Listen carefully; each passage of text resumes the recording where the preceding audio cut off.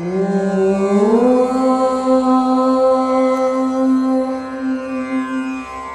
गौरी वक्त्रपद्मार्का श्रीविघ्नेशा गजानना उत्तिष्ठ सुरसम्पूज्या त्रैलोक्यं पालनं कुरु।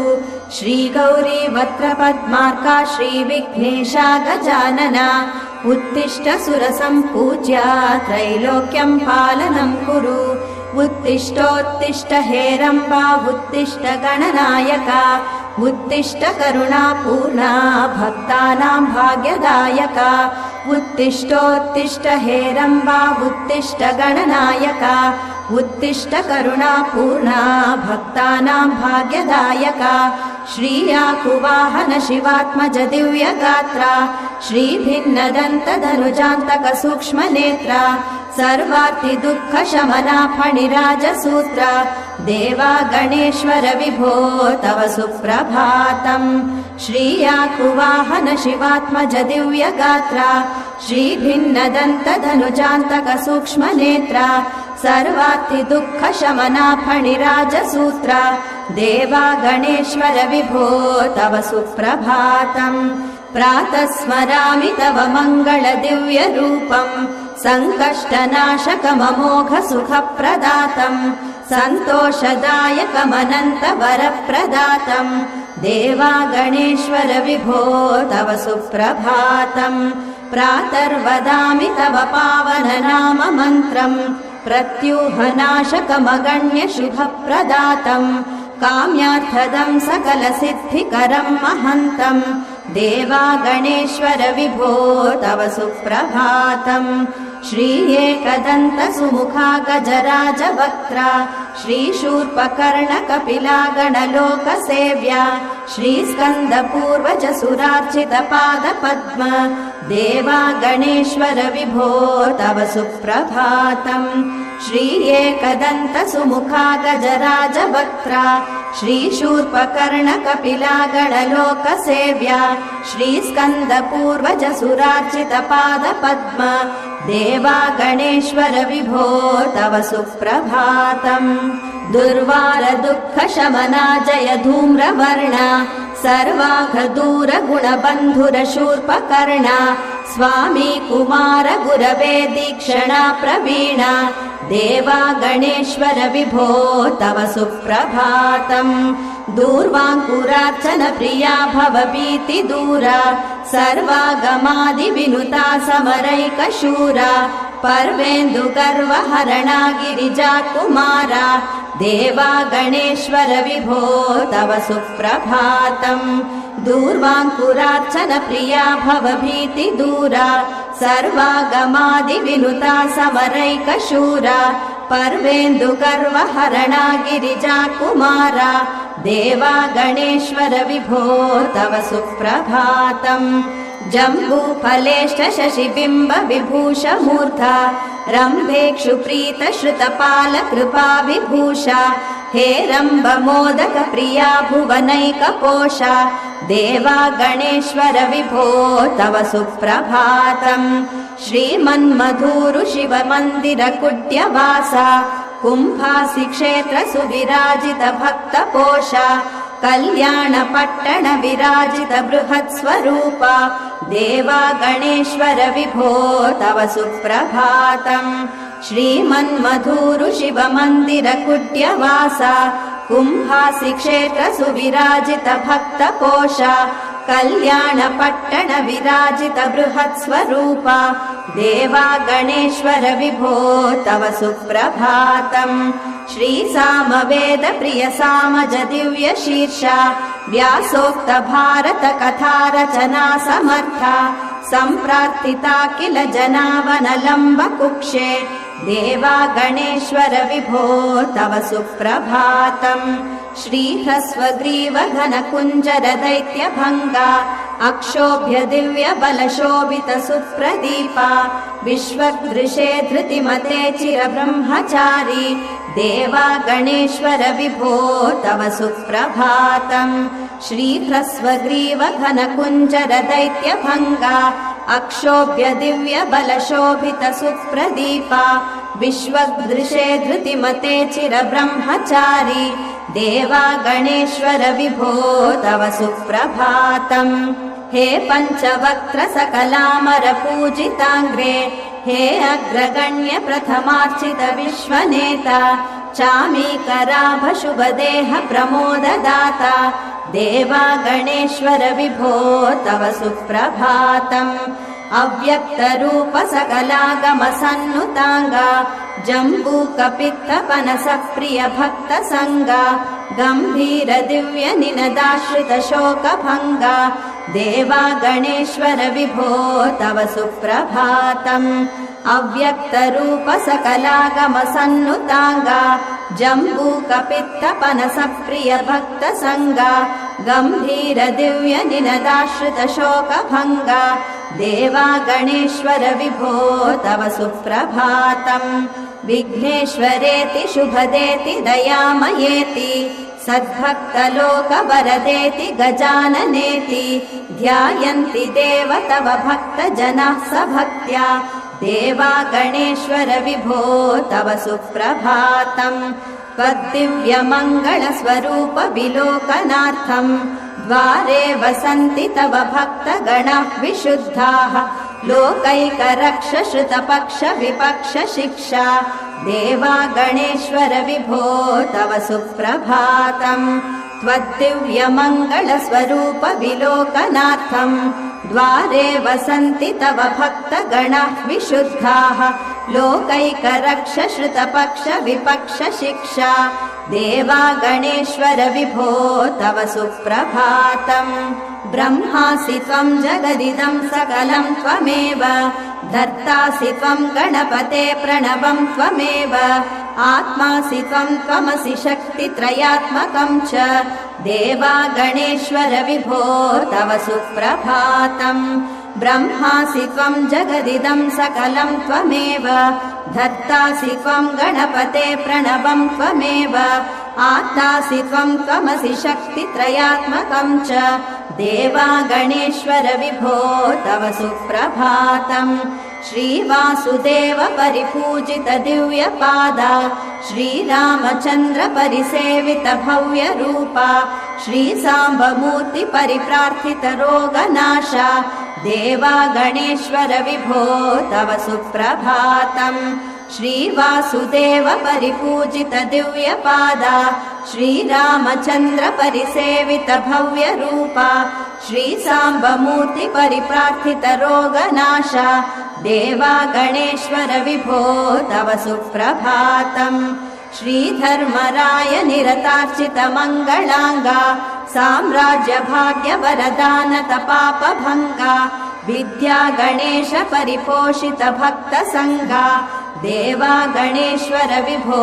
तव सुप्रभातम् द्वैमातुरा जय मदोत्कट प्राज्ञ रूपा विघ्नातका विजयकारक विश्ववन्द्या वन्दे पुराण पुरुषा भव दुःखनाशा देवा गणेश्वर विभो तव सुप्रभातम् द्वैमातुरा जय मदोत्कट प्राज्ञ रूपा विघ्नातका विजयकारक विश्ववन्द्या वन्दे पुराण पुरुषा भव दुःखनाशा देवा गणेश्वर विभो तव सुप्रभातम् श्रीभूमिराप गगनाग्नि समीर रूपा गङ्गासुता परम पावन विष्णुप्रीता विश्वावना विमल भाव विघातनाशा देवा गणेश्वर विभो तव सुप्रभातम् विघ्नेश विघ्न जय खण्डन दिव्य दीक्षा श्री सिद्धि बुद्धि परिसेवित दिव्य मूर्ते सिन्धूर शोभित ललाट श्रुताळिपाला देवा गणेश्वर विभो तव सुप्रभातम् कौसुम्भवर्ण वसनद्वय शोभिताङ्गा विघ्नं ममापहर वाञ्छित भाग्यदाता योगीश योगमय श्री शुभ योगदाता देवा गणेश्वर विभो तव सुप्रभातम् इत्थं महागणपतेरिह सुप्रभातम् ये मानवाः प्रतिदिनं पठितुं सभक्त्या तेषां लभन्ति सुखशान्ति विशेष भाग्यम् श्रीविघ्नराज कृपयात् निरतं नृणानाम् इत्थं महागणपतेरिह सुप्रभातम् ये मानवाः प्रतिदिनं पठितुं सभक्त्या तेषां लभन्ति सुखशान्तिविशेषभाग्यम् श्रीविघ्नराज कृपयात् निरतं नृणानाम् नगराजसुतात्मजनागमुखा शुभदायक देवगणप्रमुखा वरमूषकवाहन भक्तसखा वरसिद्धिविनायक पालय माम् नगराजसुतात्मजनागमुखा शुभदायक देवगणप्रमुखा वरमूषकवाहन भक्तसखा वरसिद्धिविनायक पालय माम् कनकाभरणावर श्रीमुकुटा मददानव संहरणा विकटा पदसेवित सज्जन सन्निकटा वरसिद्धिविनायक पालय माम् गजवस्त्रसुता गजवक्त्रयुता अमरेन्द्रनुता घनशक्तियुता वरदा शुभदा सुखदा फलदा वरसिद्धिविनायक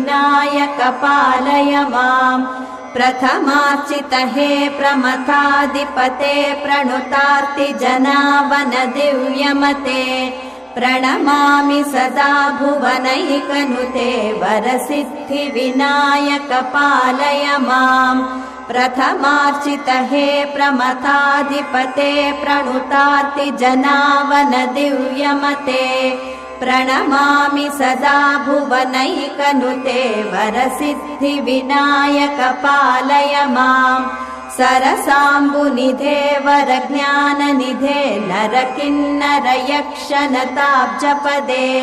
विनिवारय विघ्नभयं वरदे वरसिद्धिविनायक पालय माम् शरसम्भव पूर्वज विघ्नहरा वरकुम्भज सन्नुत भक्तपरा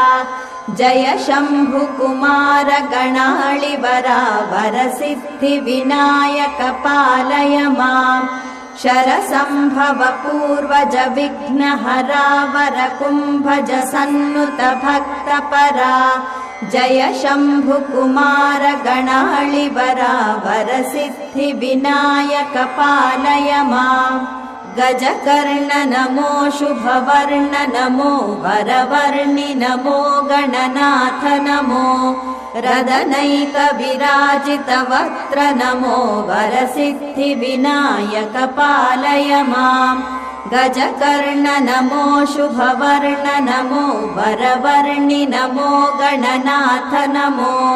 रदनैक विराजित वक्त्र नमो वरसिद्धिविनायक पालय माम् शशिभूषण नमो शुभवेश नमो श्रितपोष नमो चिरतोष नमो हतदोष नमो मृदुभाष नमो वरसिद्धिविनायक पालय माम् शशिभूषण नमो शुभवेश नमो श्रितपोष नमो चिरतोष नमो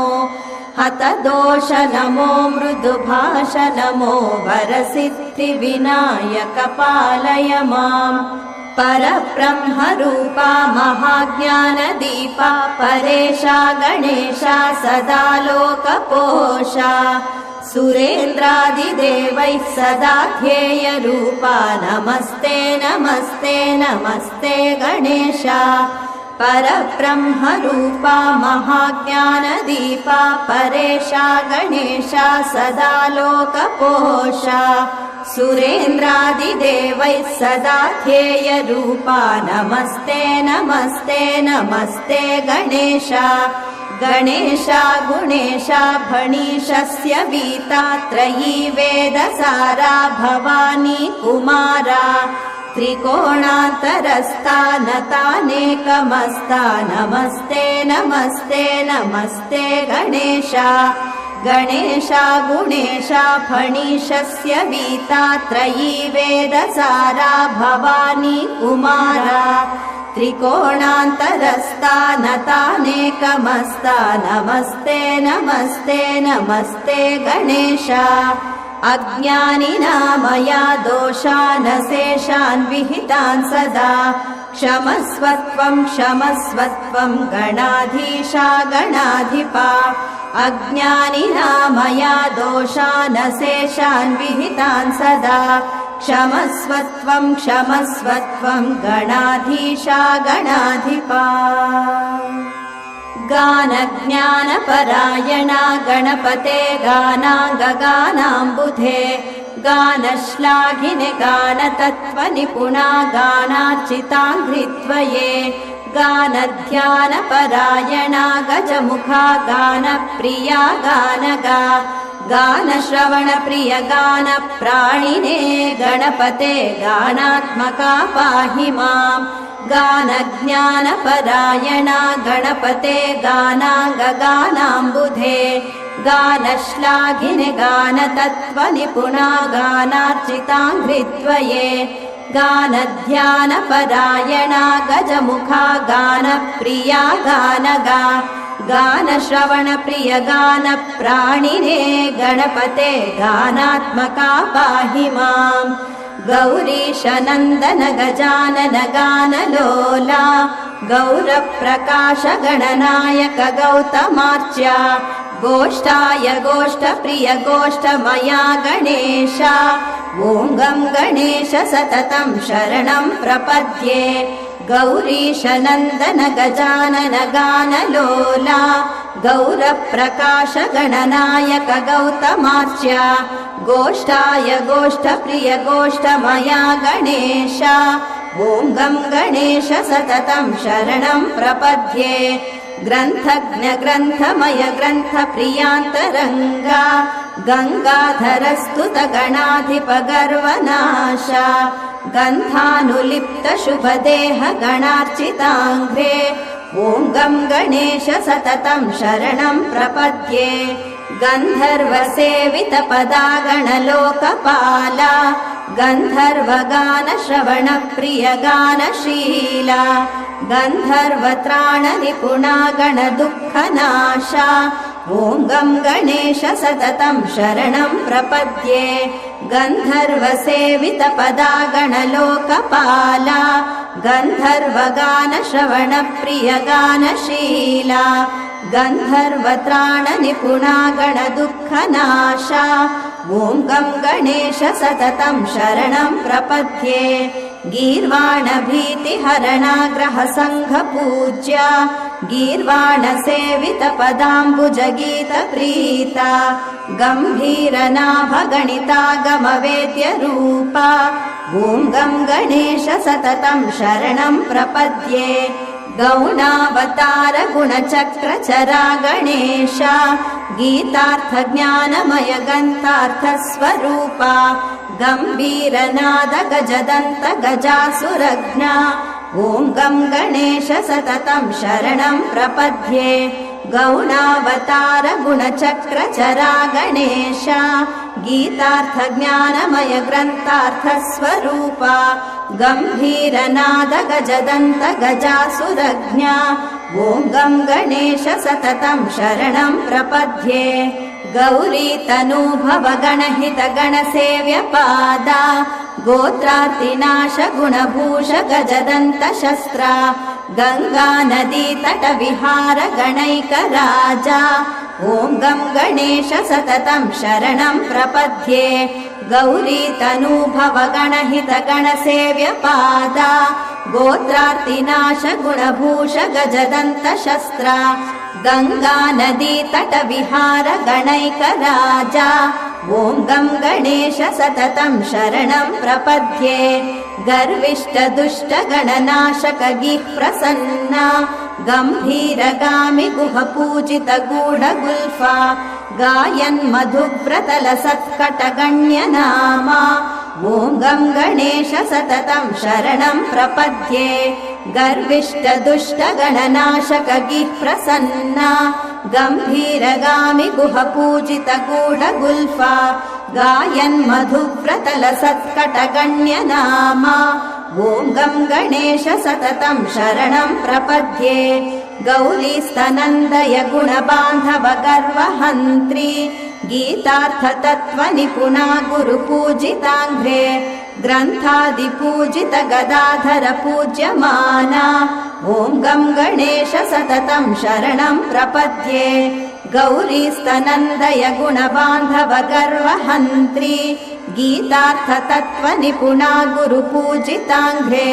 ग्रन्थादिपूजित गदाधर पूज्यमाना ॐ गं गणेश सततं शरणं प्रपद्ये मङ्गलं महनीयाय मङ्गलं सुगुणात्मने मङ्गलं भाग्यदाताय एकदन्ताय मङ्गलं मङ्गलं महनीयाय मङ्गलं सुगुणात्मने मङ्गलं भाग्यदाताय एकदन्ताय मङ्गलं मङ्गलं सूक्ष्मनेत्राय मङ्गलं शुभदायिने मङ्गलं स्थूलगात्राय वक्रतुण्डाय मङ्गलं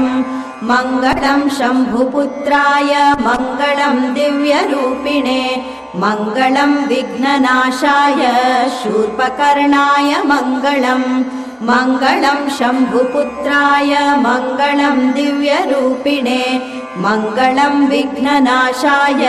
शूर्पकर्णाय मङ्गलं मङ्गलं लम्बोदराय मङ्गलं सौख्यदायिने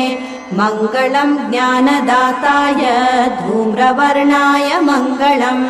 मङ्गलं अग्रपूज्याय मङ्गलं मञ्जुभाषिणे मङ्गलं काम्यदाताय सुमुखायास्तु मङ्गलं मङ्गलं अग्रपूज्याय मङ्गलं मञ्जुभाषिणे मङ्गलं काम्यदाताय सुमुखायास्तु मङ्गलं मङ्गलं फालचन्द्राय मङ्गलं कपिलाय च मङ्गलं सिद्धिदाताय बुद्धिदाताय मङ्गलं मङ्गलं गणाध्यक्षाय मङ्गलं महागणपते मङ्गलं गजवक्त्राय गजकर्णाय मङ्गलं मङ्गलं विघ्नराजाय मङ्गलं हरसूनवे मङ्गलं प्रमथेशाय हेरम्बाय मङ्गलं मङ्गलं विघ्नराजाय मङ्गलं हरसूनवे मङ्गलं प्रमथेशाय हेरम्बाय मङ्गलं मङ्गलं लोकपालाय मङ्गलं शोकनाशिने मङ्गलं दिव्याङ्गाय मङ्गलं शुभमङ्गलं मङ्गलं लोकपालाय मङ्गलं शोकनाशिने मङ्गलं दिव्याङ्गाय मङ्गलं शुभमङ्गलम्।